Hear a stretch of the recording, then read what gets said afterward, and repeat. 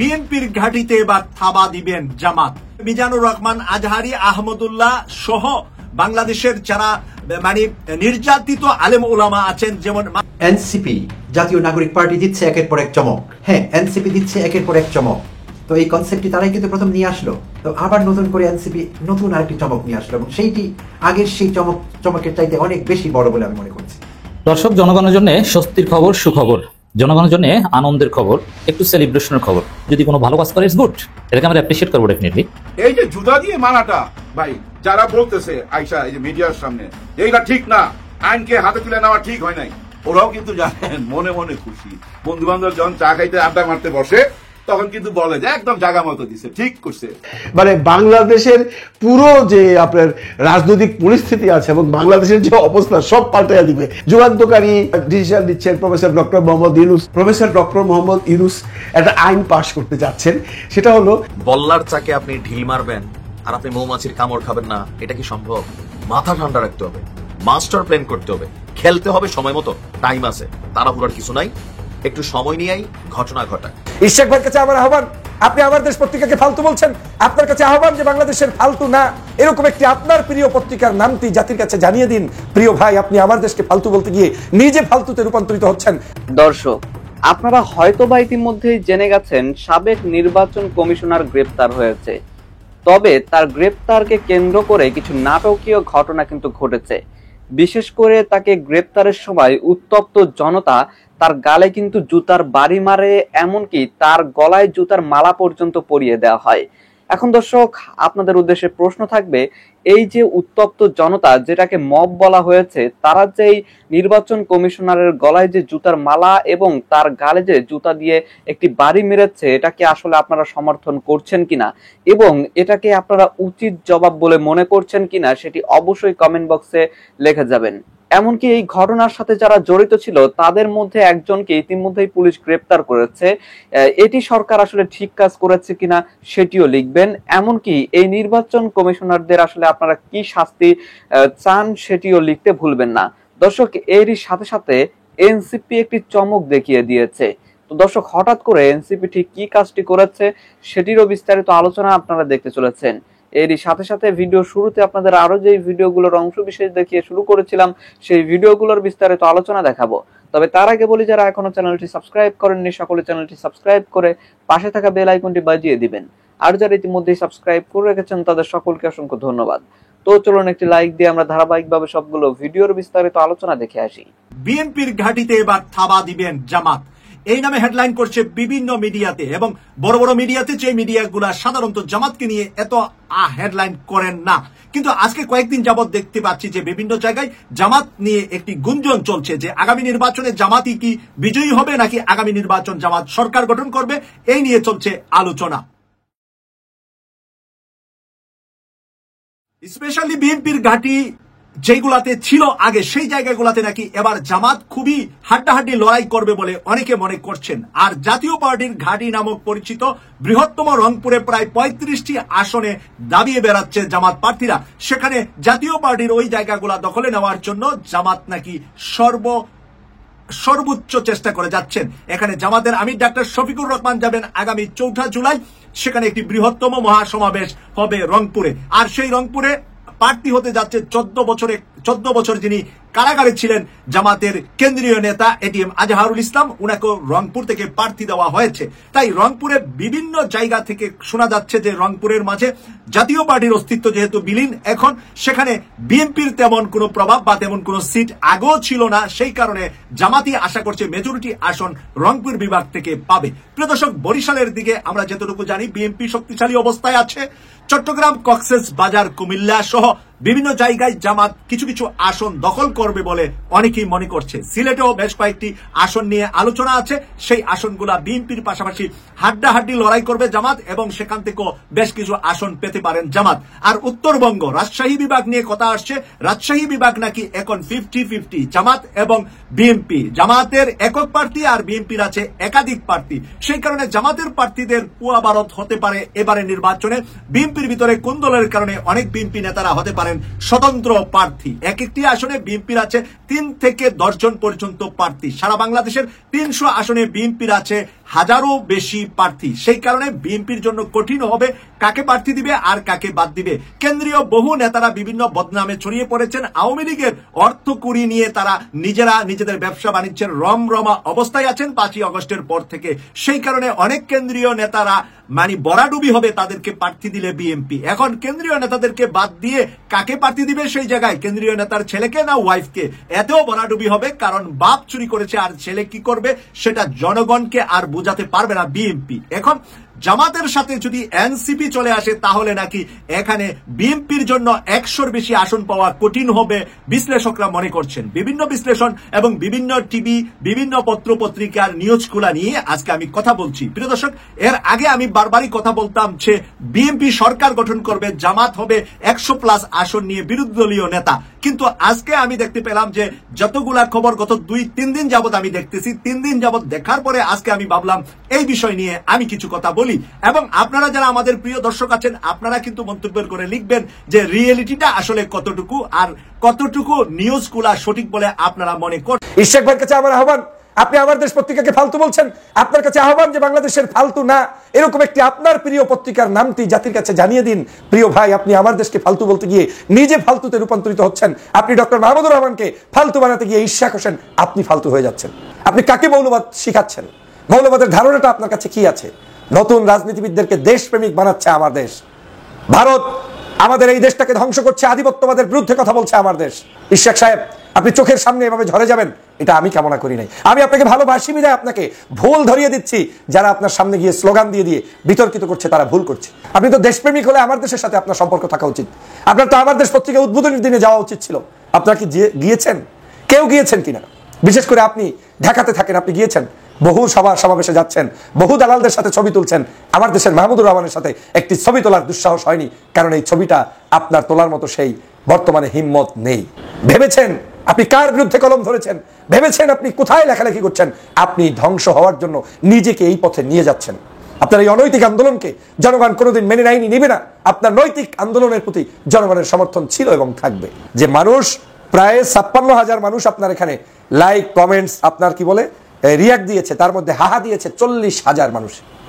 40,000 মানুষ আপনার এটা ব্যথিত হয়েছে, হাহা দিয়েছে। তারপরে আপনি নিশ্চিত হলেন যে এখন আপনার এই লেখাটাকে পছন্দ করেছে, করে নাই। আমার দেশ পত্রিকাকে একটি ফালতু পত্রিকা হিসেবে আখ্যায়িত করেছেন ইশরাক হোসেন। জনগণের এখন প্রশ্ন, ইশরাক হোসেন ফালতু না আমার দেশ পত্রিকা ফালতু?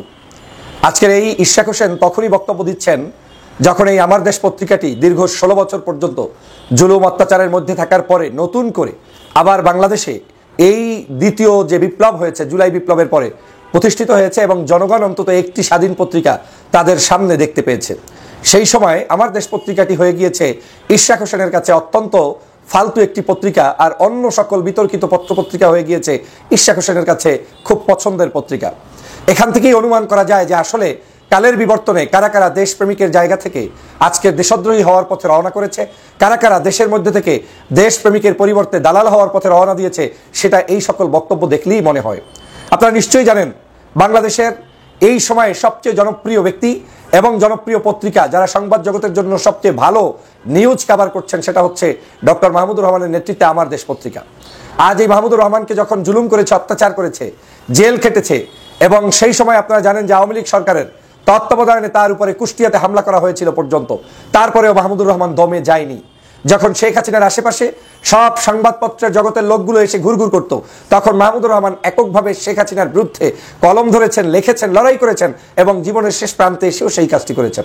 5ই আগস্টের পরে মাহমুদুর রহমান বাংলাদেশে এসে তিনি প্রথমেই বলেছেন যে তিনি কোনো ক্ষমতা, তিনি কোনো নির্বাচন, তিনি আগামীতে কোনো স্বপ্ন এগুলো নিয়ে আগাচ্ছেন না। একটাই স্বপ্ন, আমার দেশ পত্রিকাটাই হচ্ছে তার জীবনের শেষ ইনিংস।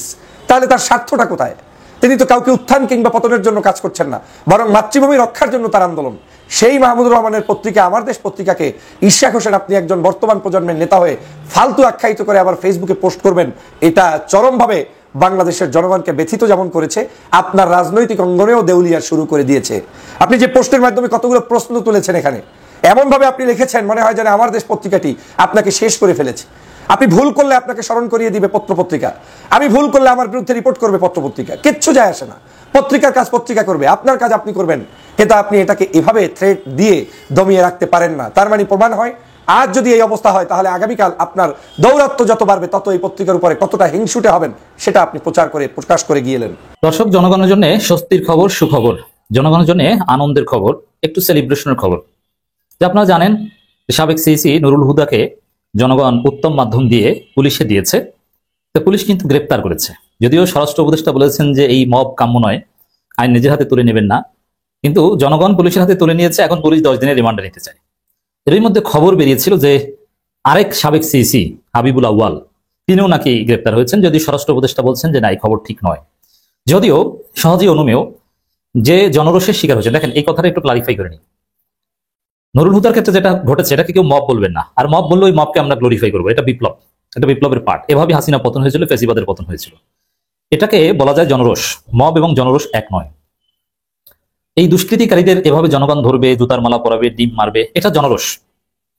তা জনরোষকে কারা মব বলে এদেরকে কিন্তু আমরা চিনে রাখছি, এদেরকে চিহ্নিত করছি। এরা সফট আওয়ামী লীগের, এদের মধ্যে আওয়ামী প্রেম রয়েছে। অতএব জনরোষ এবং মব এক নয়।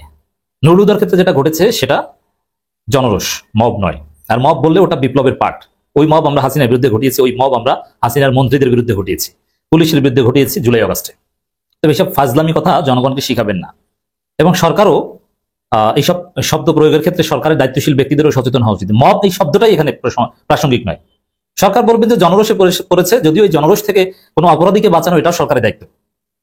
সরকারের কাজ হচ্ছে আইনের শাসন নিশ্চিত করা, কিন্তু জনরোষের কোনো অপরাধীর ক্ষেত্রে জনরোষ হোক এটাও সরকার হতে দিবে না, রাইট? কিন্তু মব বলেন কেন? আপনি বলেন জনরোষ, যে জনরোষ আমরা হতে দিবেন না, ওই জনরোষ ভাই আপনারা কইরেন না, আমাদেরকে খবর দিন, এটা বলেন। কিন্তু আপনি মব বলছেন কেন? এই মব শব্দটা কার আবিষ্কার? এটা আওয়ামী আবিষ্কার, এটা ওয়াকারের আবিষ্কার। দর্শক, এখন কাজী হাবিবুল আউয়াল গ্রেপ্তার না হলে গ্রেপ্তার হবেন, এটা আমরা বুঝি। আর হাবিবুল আউয়াল অন্যান্য যারা আছে প্রায় সিইসি সহ সাবেক প্রায় কমপক্ষে 12 জন, কয়েকজন মারা গেছেন এবং দেশ ছেড়েছেন, তা বাদে এদেরকে জনগণ খুঁজছে। জনগণ পেলে এরকম জয় বাংলা করে দিবে, তারপরে পুলিশ ঠিকই 10 দিনের রিমান্ড চাইবে, যেটা নুরুল হুদার ক্ষেত্রে ঘটেছে। আরেকটা খবর যে ইসলামী ব্যাংকের সাবেক এমডি মনিরুল মাওলাকে গ্রেপ্তার করা হয়েছে। এই ঘটনাগুলো রাজনীতিতে তাৎপর্যপূর্ণ এবং জনগণের জন্য স্বস্তির খবর। মনিরুল মাওলা ভয়ঙ্কর অপরাধী। এই মনিরুল মাওলা এমডি থাকা অবস্থায় শত শত কোটি টাকা, হাজার কোটি টাকা ইসলামী ব্যাংক থেকে তসরুপ হয়েছে, ইসলামী ব্যাংকটাকে ধ্বংস করে দিয়েছেন। এখন অনেকে বলবেন যে এই মনিরুল মাওলা কে, একটু দেখেন কি সুন্দর চেহারা, পিওর জামাতি চেহারা। এবং মনিরুল মাওলা কথায় কথায় কোরআন হাদিসের উদ্ধৃতি দিয়ে কথা বলতেন, এবং একটা সময় পর্যন্ত জামাতের আলেম ওলামারাও দেখেছি মনিরুল মাওলার দাওয়াতে যেতেন। এবং তিনি এক সময় জামাতের লোক ছিলেন। এই মনিরুল মাওলা জামাত পরেই তিনি কোরআন হাদিস শিখেছেন, জামাত ইসলামী করে। সেই মনিরুল মাওলাকে সিস্টেমে সরকার বা তৎকালীন আওয়ামী লীগ সালম নাবিল গ্রুপেরা ম্যানেজ করে তার মাধ্যমে কোটি কোটি টাকা, হাজার কোটি টাকা, শত কোটি টাকা হাতিয়ে নিয়েছে। মনিরুল মাওলা দেখেন, অনেকে যারা চাকরি করতো just senior officer, professional officer কিংবা অফিসার ক্যাশ বা নানান পদে, প্রিন্সিপাল অফিসার, ম্যানেজার, এরা হয়তোবা বাধ্য হয়ে চাকরি করেছে বলা যায়। কিন্তু এমডি তার উচিত ছিল চাকরি ছেড়ে চলে যাওয়া, অথবা ভিতরে থেকে যতটুকু প্রতিবাদ করা যায় তিনি মিডিয়াকে জানিয়ে দিতে পারতেন। নানানভাবে এরকম কোটি কোটি টাকা নামে বেনামে ঋণ দিয়েছে, এটা ফেরাতে পারতেন। অতএব তার দায় এড়াতে পারে না তিনি। এবং তাকে পছন্দ করে কেন এমডি বানিয়েছিল এসালাম গ্রুপ? এসালাম গ্রুপের পারপাস সার্ভ করতে তিনি রাজি হয়েছেন বলে, নইলে তাকে এমডি বানাতো না। আর কত অফিসার ছিল, অন্য কাউকে এমডি বানিয়েছে, কিন্তু তাকে কেন বানিয়েছে? তার সাথে চুক্তি হয়েছিল। অতএব তার গ্রেপ্তারটা শতভাগ ঠিক। জামাতের অনেকে দেখছে আক্ষেপ করছে, না তার তো কিছু করার ছিল না, তিনি ভালো মানুষ, কথায় কথায় কোরআন হাদিস বলেন, এটি হচ্ছে বাটপারি। এই গ্রেপ্তার এবং ওই নুরুল হুদা, এগুলো সরকার নড়ে চড়ে বসার একটা আলামত। বিশেষ করে দেখেন, এই নুরুল হুদাকে জনগণ পুলিশে দিয়েছে, কিন্তু এর প্রেক্ষাপটটা তৈরি করেছে প্রফেসর ইউনূস নিজে। কিভাবে? তিনি নিজে সাবেক 3 নির্বাচন কমিশনের বিরুদ্ধে তদন্ত কমিটি গঠন করেছেন ইউনূস নিজে। এরপরে বিএনপি মামলা করেছে, এরপরে এই জনরোষ। অতএব এটার ভিত্তিপ্রস্তর স্থাপন করেছেন বা প্রেক্ষাপট তৈরি করেছেন প্রফেসর ইউনূস নিজে। এই নুরুল হুদার যে ঘটনা, অথবা হাবিবুল আউয়াল বা অন্য যারা আছে তাদেরকে যে ধরবে, এই প্রেক্ষাপটটা প্রথমে ইউনূসই তৈরি করেছেন। ইউনূস সাহেব ওই তদন্ত কমিটি গঠন না করলে বিএনপি মামলা করতে যেত না, আর বিএনপির লোকজন নুরুল হুদাকে ধরতো না, আর এই জনরোষও ঘটতো না। তো দর্শক, হাবিবুল আউয়াল গ্রেপ্তার খবর সঠিক নয়, এটা স্বরাষ্ট্র উপদেষ্টা বলছেন। সঠিক না হলেও সামনে সঠিক হবে। জনগণ খুঁজছে, জনগণ খুঁজবে। এনসিপি জাতীয় নাগরিক পার্টি দিচ্ছে একের পর এক চমক। হ্যাঁ, এনসিপি দিচ্ছে একের পর এক চমক। খুব বেশি দিন আগের কথা নয়, তারা প্রথম ক্রাউড ফান্ডিং একটি কনসেপ্ট রাজনীতির মাঠে ছেড়ে দিলেন। ক্রাউড ফান্ডিং অর্থাৎ তাদের দল, প্রতিটি দল পরিচালনার জন্য খরচ আছে। রাজনৈতিক দলগুলো এমনি এমনিতে পরিচালিত হয় না, বেশ কিছু ফান্ড প্রয়োজন হয় এবং ধারাবাহিকভাবে প্রয়োজন হয় সেগুলো। তো অন্যান্য দলগুলো কে কিভাবে ফান্ড জোগাড় করছে এটি নিয়ে কিন্তু বরাবরই ধোঁয়াশা আছে বাংলাদেশের রাজনীতিতে। প্রচন্ড রকমের ধোঁয়াশা আছে সেই বিষয়গুলো নিয়ে কে কিভাবে ফান্ড জোগাড় করছে। তো এনসিপি একটি চমক দিল, সেই তো সেদিন ক্রাউড ফান্ডিং একটি কনসেপ্ট তারা নিয়ে আসলো। আর তার মানে হলো যে তারা সদস্যদের কাছ থেকে, সাধারণ মানুষের কাছ থেকে, সমর্থকদের কাছ থেকে তারা সহযোগিতা নেবে, আর্থিক সহযোগিতা। আর সেটি স্বচ্ছতা থাকবে, রিসিটের বিনিময়ে রিসিট দেওয়া হবে কে সহযোগিতা করছে, যাতে স্বচ্ছতা থাকে বিষয়টির। তো এই কনসেপ্টটি তারাই কিন্তু প্রথম নিয়ে আসলো। হ্যাঁ, বাংলাদেশ জামায়াতে ইসলামীতে কিন্তু এরকম একটি বিষয় চালু আছে আগে থেকেই। তারা সেভাবে ঘোষণা দিয়ে এটি করেনি, আর ফলে তাদের এই বিষয়টি যে আছে সেটিও মানুষ অনেকে জানতেন না, আমাদের দেশের মানুষ। জামায়াত ইসলামী কিন্তু এই কাজটি করছে অনেকদিন থেকে। তাদের দল কিন্তু পরিচালিত হচ্ছে দলের কর্মীদের এবং সমর্থকদের মাসিক চাঁদা, তাদের মাসিক চাঁদার ব্যবস্থা আছে। তো তারা ঘোষণা দিয়ে করেনি অফিসিয়ালি, বাট এই বিষয়টি তারা করছে। আর এনসিপি এই বিষয়ে সুস্পষ্ট ঘোষণা দিয়েছে এবং তারা সেটি বাস্তবায়ন করবে, সে অঙ্গীকার করেছে এবং করবে বলে আমরা বিশ্বাস করি। তো এই বিষয়টি অনেকেই অ্যাপ্রিসিয়েট করেছিল, বাংলাদেশের বোদ্ধা মহলে এটি প্রশংসা করিয়েছে, সাধারণ মানুষ বিষয়টি ভালোভাবে দেখেছে। তো আবার নতুন করে এনসিপি নতুন আরেকটি চমক নিয়ে আসলো এবং সেইটি আগের সেই চমকের চাইতে অনেক বেশি বড় বলে আমি মনে করছি। আর সেটি হলো গত শুক্রবারই, তার আগে একটু বলে নিই, গত 3রা আগস্ট কেন্দ্রীয় শহীদ মিনারে নাহিদ ইসলাম, বৈষম্য বিরোধী ছাত্র আন্দোলনের সমন্বয়কদের অন্যতম জনাব নাহিদ ইসলাম যখন এক দফা ঘোষণা করছিলেন শেখ হাসিনা খেদাবার জন্য, এক দফা, তখন কিন্তু তিনি সেটি উল্লেখ করেছিলেন যে আমরা ফেসিবাদের বিলোপ চাই বাংলাদেশ থেকে, ফেসিবাদ কোনো অবস্থায় গ্রহণ করা যাবে না, সেটাকে জিয়ে রাখা যাবে না। সুস্পষ্টভাবে কিন্তু নাহিদ ইসলামের ঘোষণা থেকে সেইটি এসেছিল। তো পরবর্তীতে সেই বৈষম্য বিরোধী ছাত্র আন্দোলনের পথ ধরেই কিন্তু এনসিপি গঠিত হলো গত 28 ফেব্রুয়ারি। হ্যাঁ, গত 28 ফেব্রুয়ারি এনসিপি গঠিত হলো। নাহিদ ইসলাম আহ্বায়ক হিসেবে এনসিপি গঠন করলেন এবং বরাবরই তারা এই কথা বলে এসেছে এবং সেই এনসিপি দলটি কিন্তু ফেসিবাদের বিরুদ্ধে বরাবরই উচ্চকণ্ঠ। তারা এই দাবি বরাবরই জানিয়ে এসেছে, এটি তাদের অন্যতম দাবির মধ্যে একটি, যে এই দেশকে ফেসিবাদ মুক্ত করতে হবে। এই স্লোগান তাদের একেবারে আপ্তবাক্য হয়ে গেছে তাদের জন্য। তো ইদানিংকালে অনেকেই তাদের নিয়ে মজা করছিল, বয়োবৃদ্ধরা বিশেষভাবে, যারা নিজেদেরকে রাজনীতিতে সিজন ভেটার্ন, যুগ যুগের অভিজ্ঞতা আছে এরকম বলে দাবি করেন, সেই বয়োবৃদ্ধরা তাদের নিয়ে হাসি ঠাট্টা মস্করা করছিলেন। তারা বলবার চেষ্টা করছিলেন যে এই ছাত্ররা কিসের নতুন বন্দোবস্তের কথা বলছে, তাদের না আছে গঠনতন্ত্র, না আছে তাদের নিবন্ধন, তাদের তো কিছুই নেই, হু আর দে, এরকম একটি ব্যাপার দাঁড়িয়ে গিয়েছিল। তাদেরকে নিয়ে হাসি ঠাট্টা, তারা হাসি ঠাট্টার পাত্র হয়ে উঠেছিল অনেকের কাছে।